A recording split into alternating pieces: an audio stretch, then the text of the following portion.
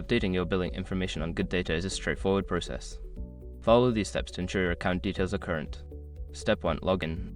Before changing your settings, use the shrc.com link in the description to open the password strength checker, then update your password if needed. Step 2. Navigate to account settings.